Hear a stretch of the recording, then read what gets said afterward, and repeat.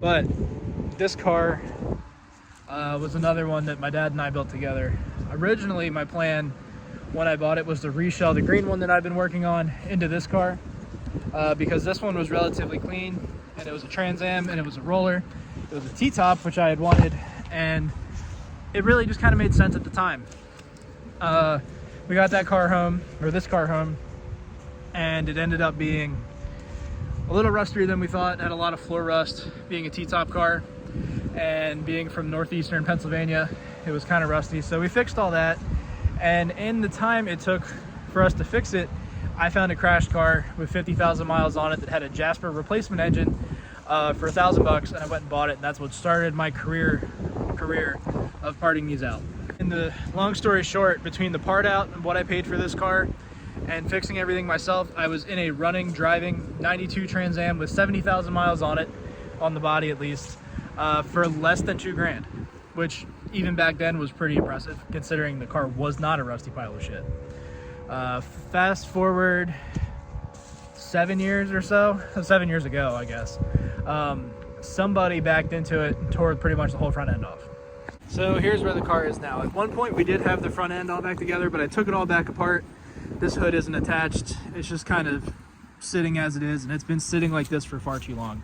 The mold is starting to take it. Nature is recovering its elements. This exhaust probably has a hole in it, I have no doubt. But we're gonna get the tires pumped up and let it go.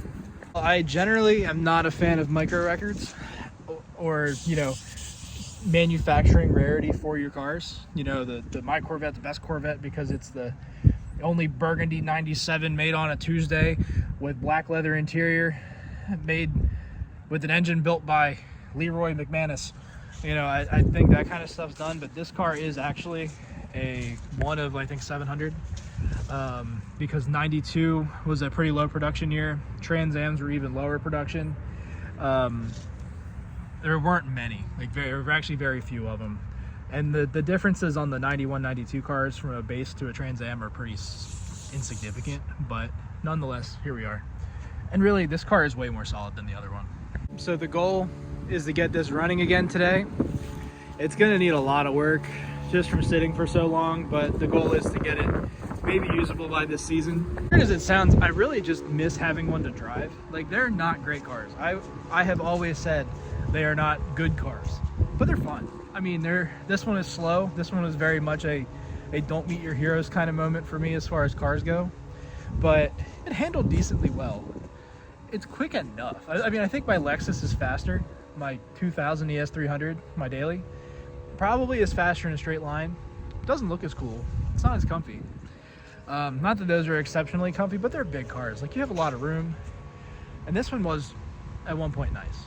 So I'd like to bring it back. And while I like the car, I don't have use for both of them. So the plan is probably to get it running, get it back together. I'm going to do the paint because it's just plain black. I think I can manage. We got to put a door on it or fix that dent in the door and paint that. So it's effectively going to get the whole front end of the car painted plus a door. And from there, we'll just enjoy it. I have a nitrous kit that I've been dying to put on a car. We'll put it on this. If we pop this motor, I have the motor out of the green one. If we blow the transmission up, I have the transmission out of the green one. If the rear explodes, which it might, I think it might already have exploded, we'll put the 390 out of the green one in there. That car is not going anywhere for years. So we have another car to rebuild this with. And in a weird kind of ironic twist, it would come around full circle. Like the drivetrain from the green one will end up in this one, just as we had originally planned. But I think if it gets to that point, I'm gonna give it to my dad. Like, I always liked the car, it was fun. He loved it, and he's always hated the fact that I didn't really rebuild it after it got hit. He always asked, what are you gonna do with that fucking thing? You're just gonna let it rot away? Like, I think I'll give it to him.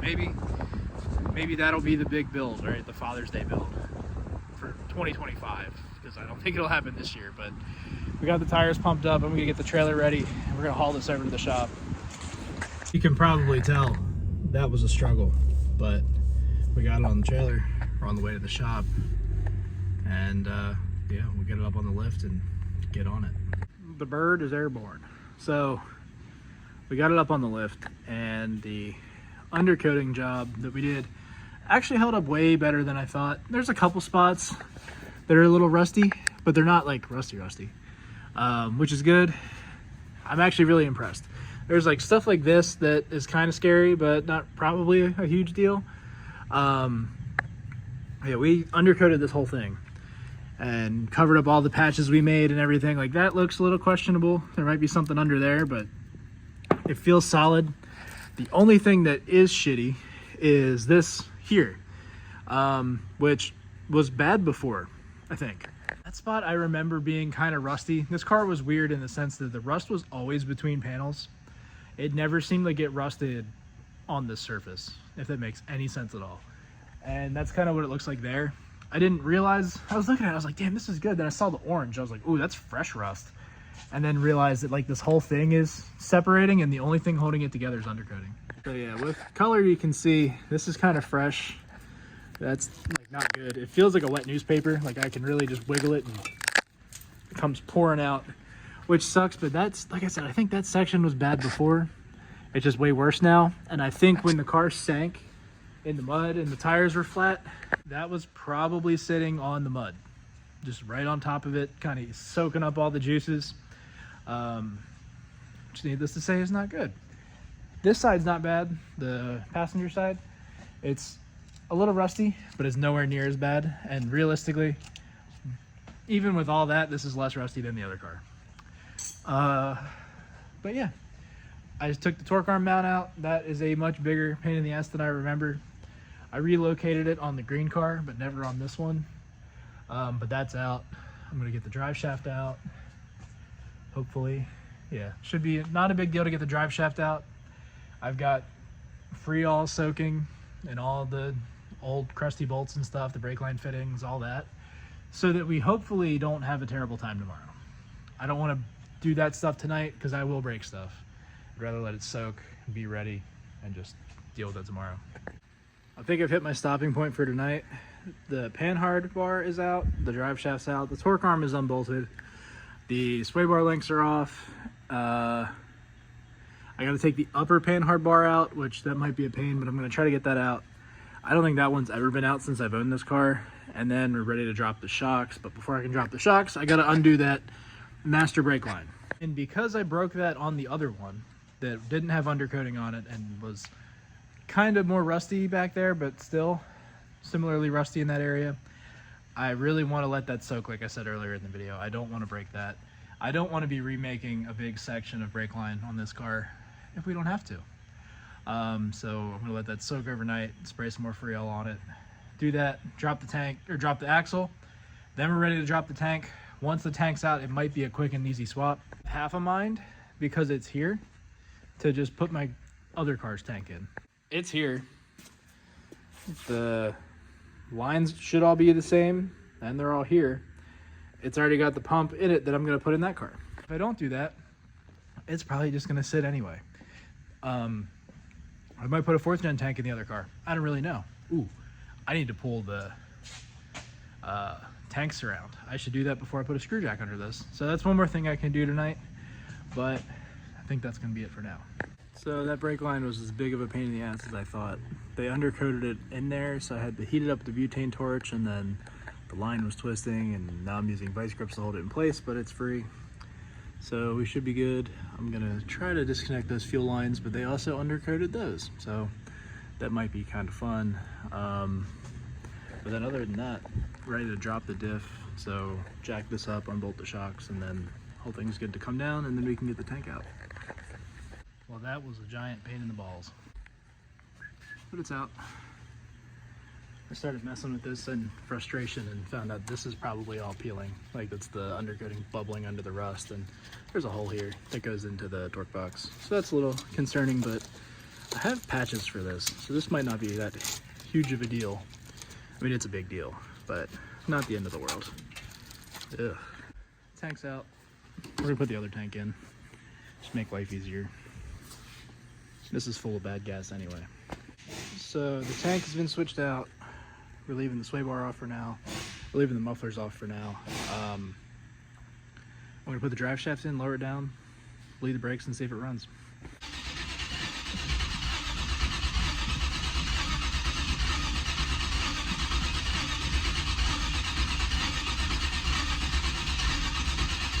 Come on.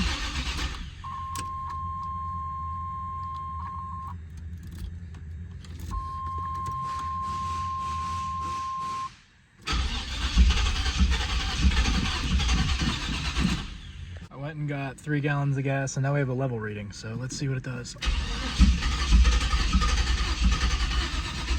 Come on, come on.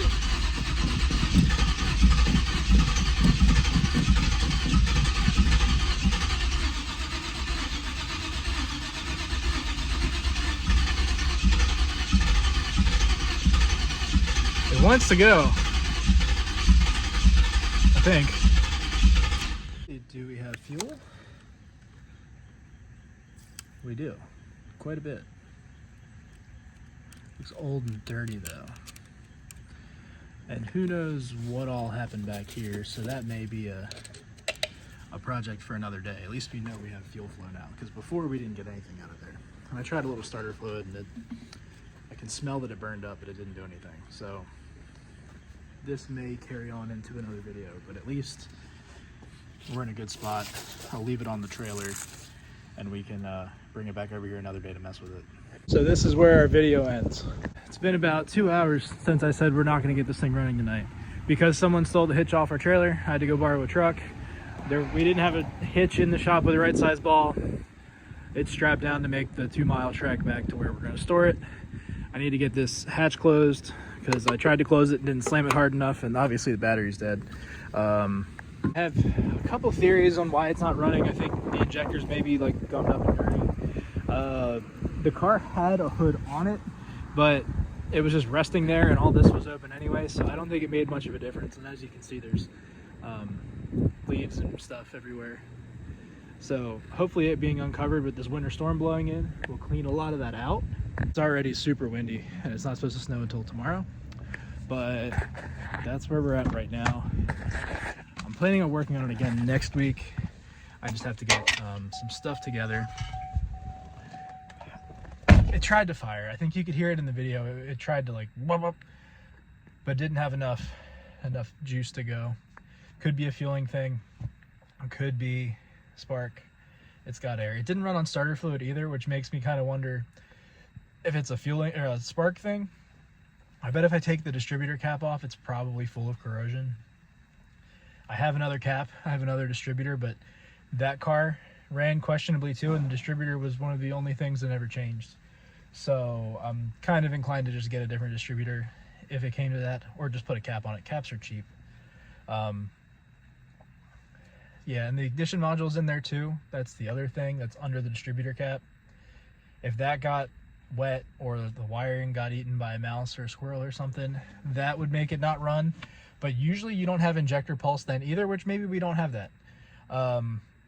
But yeah, this is the kind of stuff you run into when cars sit this long, and I had a feeling it wasn't going to run, which is why we left the trailer at the shop, because I knew even if I did get it running, it wasn't ready to drive over there. When you drop the axle to do the tank, you have to disconnect the brakes, so you need to bleed the brakes.